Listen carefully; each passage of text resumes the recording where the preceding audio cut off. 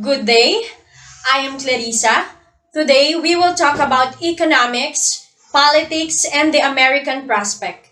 This is chapter 6 from the book Exploring Social Change by Charles and Kevin. Economy and political system. These two are important institutional arenas of large-scale change we should understand. And in this video, we will tell you why.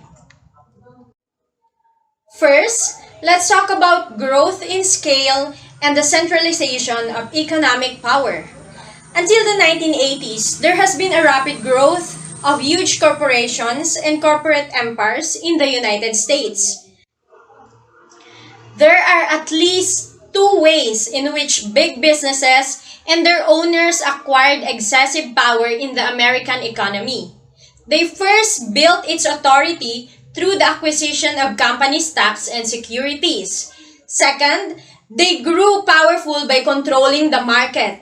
Certain product markets are dominated by a select few large companies. Manufacturing firms have historically had more market power than retail firms, but retail firms have also grown more consolidated. Now, let's proceed to small firms, entrepreneur, and the bimodal economy. Centralized firms are still with us. As late as the early 2000s, research suggested that the trends toward greater size, scale, and centralization were declining. The expansion of small businesses and the resurgence of entrepreneurship have been the economic news since the 1980s. Small businesses and business owners have always existed, but their resurgence reflects both historical truth and contemporary societal trends. The causes of this are numerous and intricate, but at the very least, they include the giant's poor performance, especially during recessions like the one from 2008 to 2009. Small businesses collectively hold around half of the assets in the economy. In general, there are now three different types of small businesses. Here are the three different types of small businesses: the satellite businesses that subcontract with larger ones. Second, loyal opposition businesses that compete with larger businesses in their own markets. And lastly, free agents or diverse groups of businesses that emerge in uncontested market spaces. Small businesses are more active in markets. Large-scale organization and bureaucratization are challenging, and the services they deliver are probably still labor-intensive. They compete in marketplaces that are uncertain and where profits frequently change drastically from year to year, in contrast to the giants. Small firms are indeed very important to the economy for other reasons. They are the major source of employment and the creation of new jobs. Actually, only 30% of all workers work for the very largest industrial, financial, and service firms. Firms with a small number of employees are more common in retail and service than in manufacturing industries, and they make up between a third and a half of all U.S. companies. Small firms account for a significant proportion of American economic productivity. For instance, in 2015, only about 3% of American exporters had 500 or more employees. In fact, Bill Gates of Microsoft Corporation and Steve Jobs of Apple Computer both started in garage-sized firms and created huge, successful enterprises. But before you get too enthusiastic about the virtues of small, you should note that business failures and unstable employment are more common among small than large firms. U-turn or dialectic, the changing forms and interaction of big and small. In spite of the recent explosion in the number of small businesses and entrepreneurship, large-scale economic structures have not really declined. Instead, through variety of historical forms that allowed for the persistence and emergence of small-scale economic structure, large-scale economic structures have endured and evolved. There have been five distinct definitions and historical manifestations of economic concentration in the United States. These five are expansion in the market, multidivisional firm mergers, conglomerate mergers, deconglomeration, and strategic alliances. Now, let us proceed to the discussion of five distinct definitions and historical manifestations of economic concentration in the United States. First, the oldest scale of growth in America is market expansion. Beginning in the 1980s and continuing into the 20th century, businesses used a variety of tactics to drive out rivals in order to consolidate control over entire markets for specific goods. Second, pioneered in the 1920s, the multidivisional firm mergers allowed a company to produce and market a variety of related products through separate divisions. Third, the 1970s were dominated by conglomerate mergers. They included a corporate growth strategy that involved acquiring businesses in unrelated market segments and product lines, giving rise to the firm as portfolio corporate practice model. Fourth, by the 1990s, the conglomeration was a common practice due to mounting evidence that first, massive conglomerates were not very profitable and competitive. Second, their component subsidiaries were frequently worth more than valued separately than the conglomerate as a whole.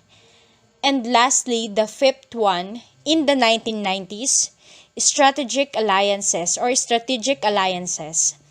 That is, transient network coalitions between smaller, more specialized firms became increasingly common.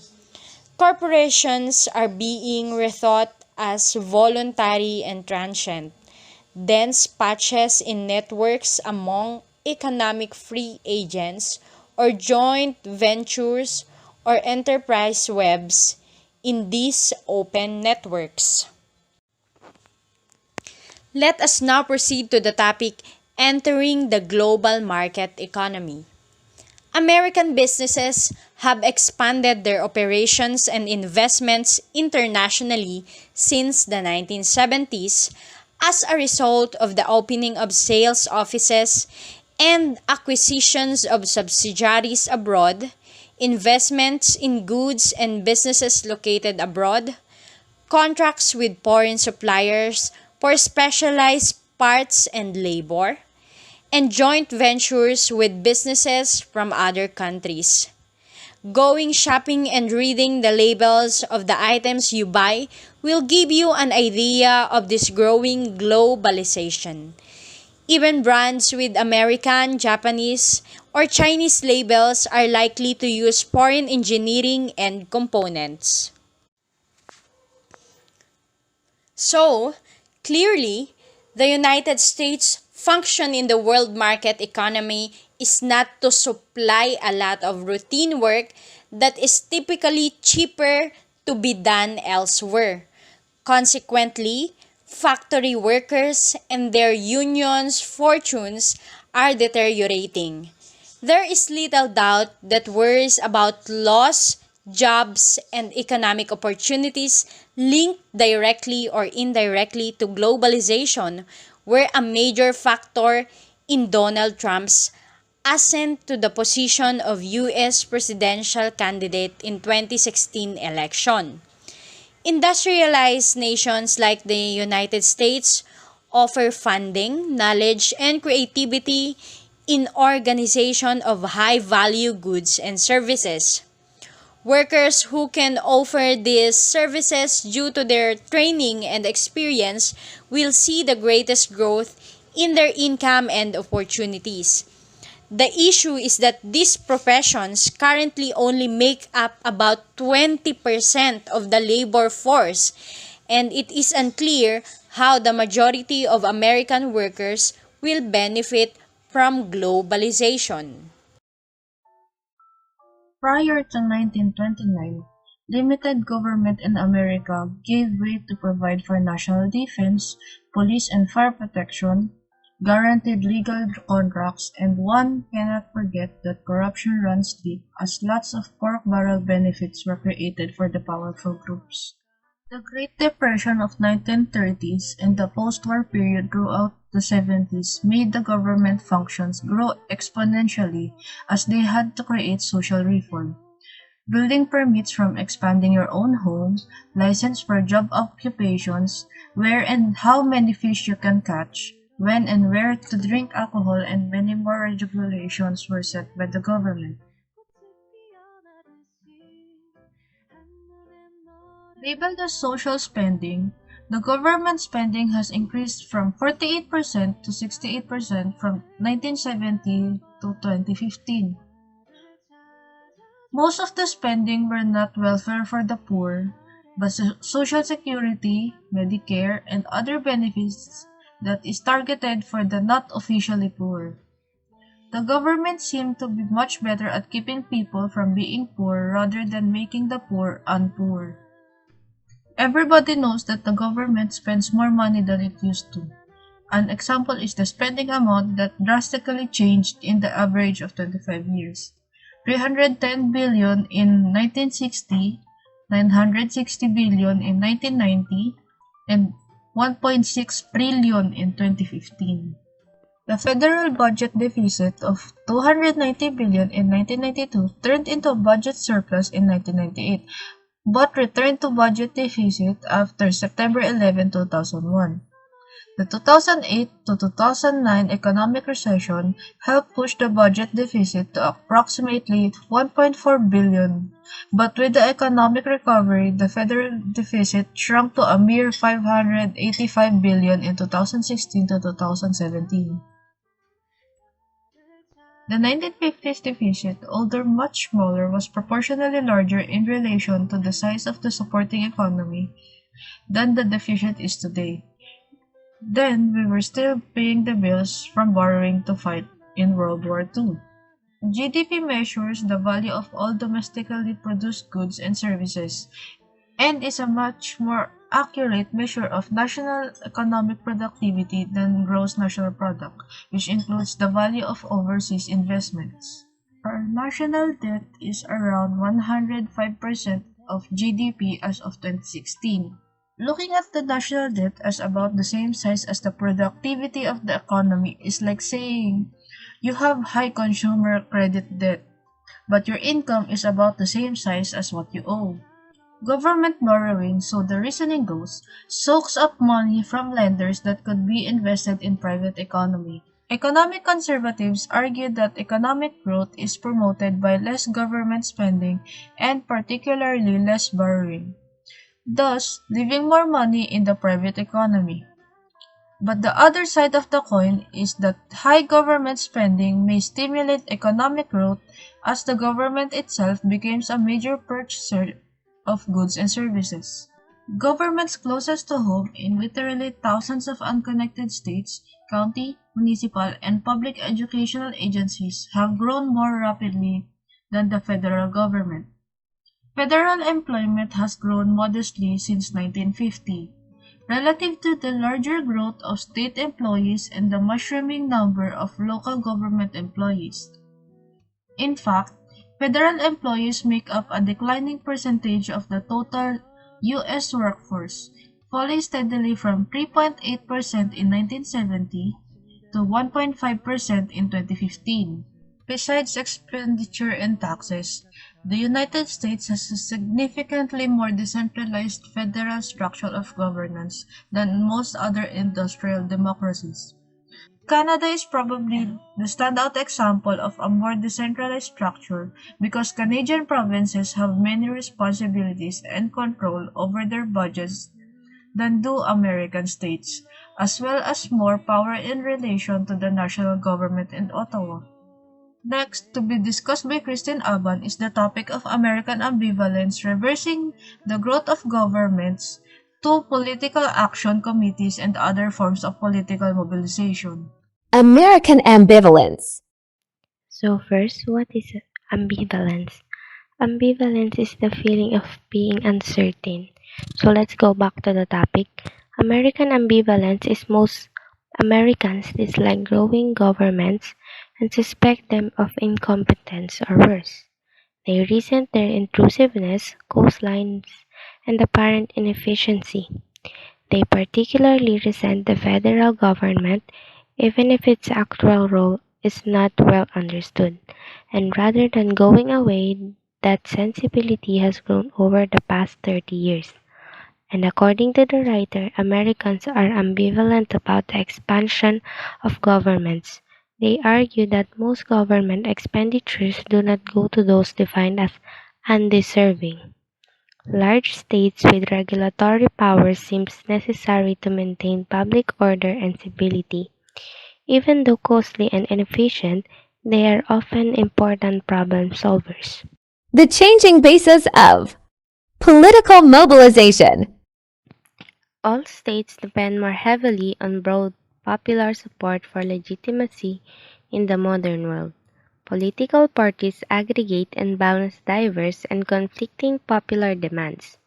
American political parties are not so much ideological groups as loose coalitions defined by common economic interests as well as social and cultural characteristics.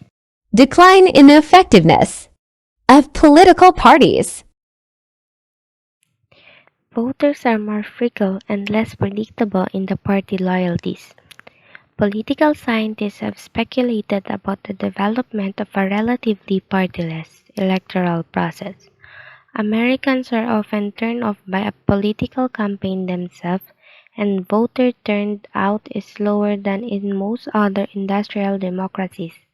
Voter turnout for U.S. presidential election has declined from 54% in 2000 to 55% in 2016.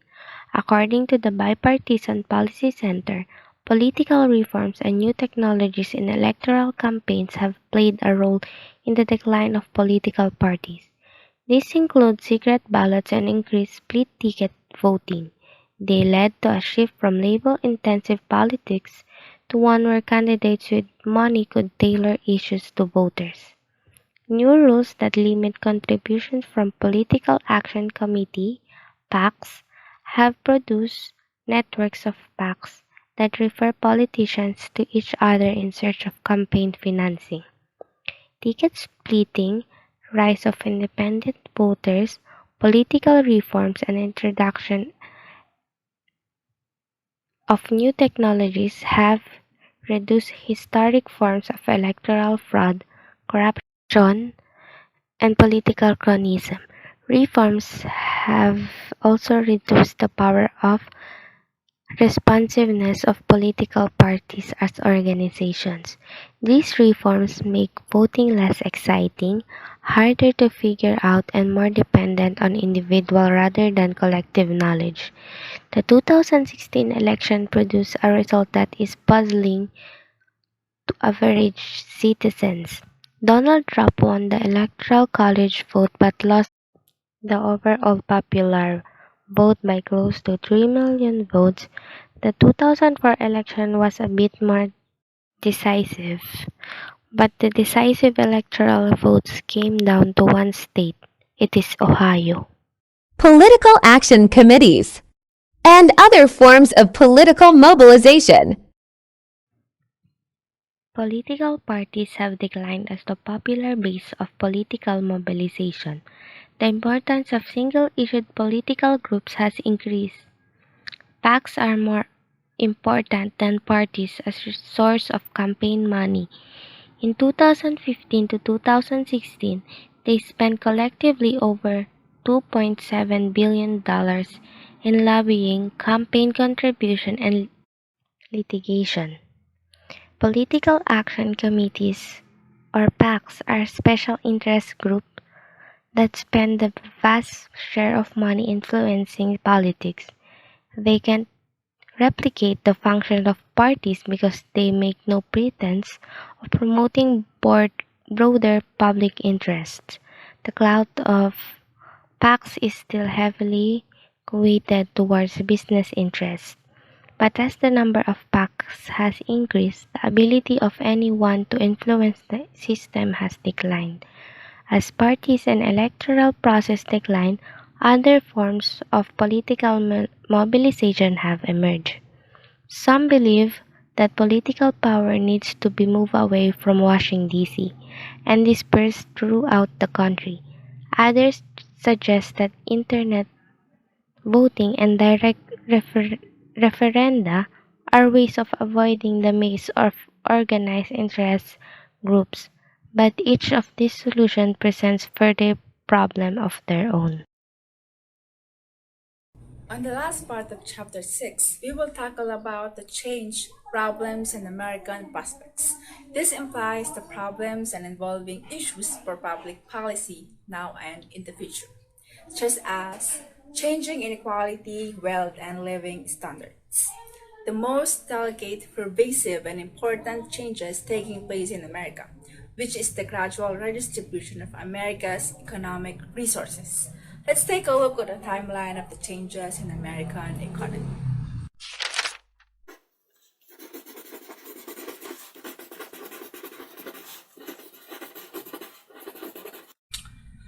In short, economic inequality declined that period. But in 1970s, this process has undergone a pervasive and fundamental reversal because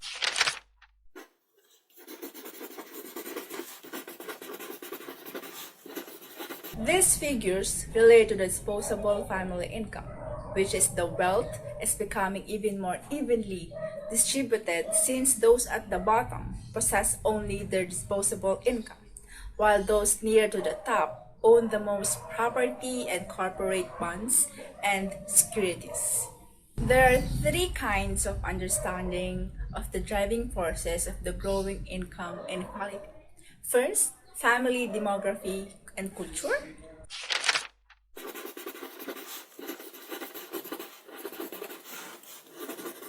Second, the transformation of the economy, work, and policy.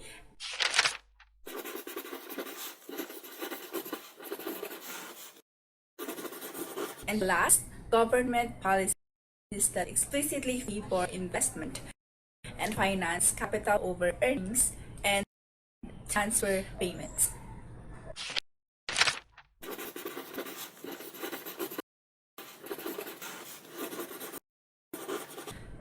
Related to the rise in income inequality is the growing middle class squeeze.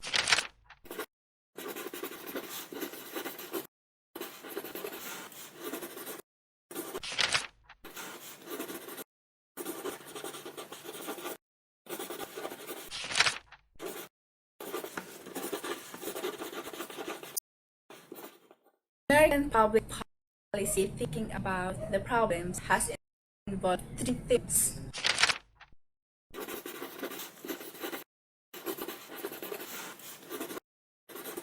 First, privatize government regulations and taxes.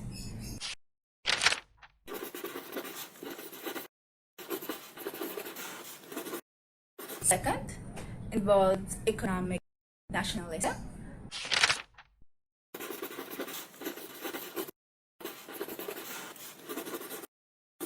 And third,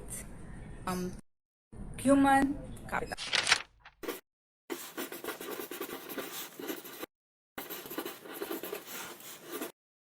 Even the American attitudes towards government powerful enough to do these things, it would be difficult to reproduce those institutional patterns.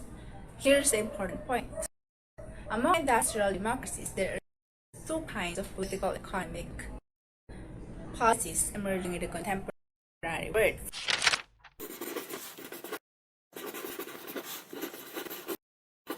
First is the Anglo-American model,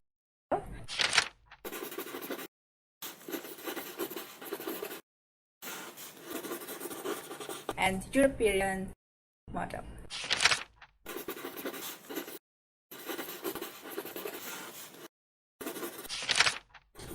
Changing democracy in America, the legacy of September 11, 2001.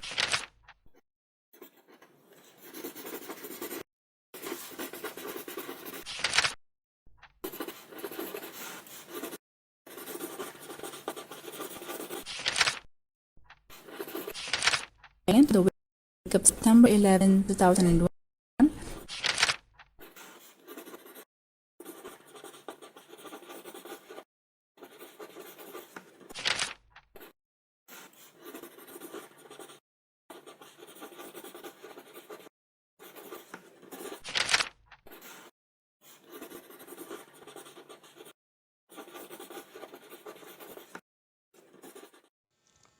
So, to sum it all up, the economy and the political system are two of the most crucial institutional contexts for significant change that you should comprehend.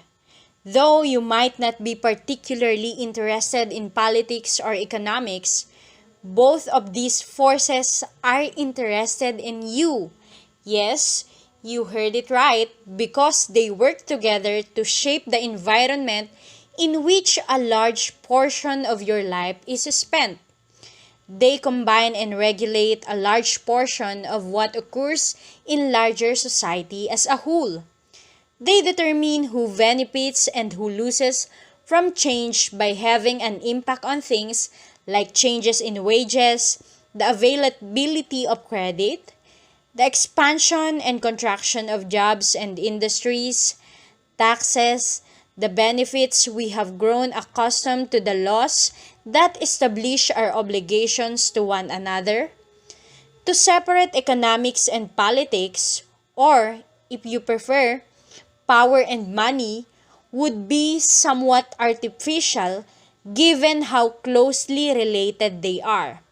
But since we can't examine everything at once, and because Americans in particular are accustomed to seeing politics and economics as distinct fields, we will nonetheless do so.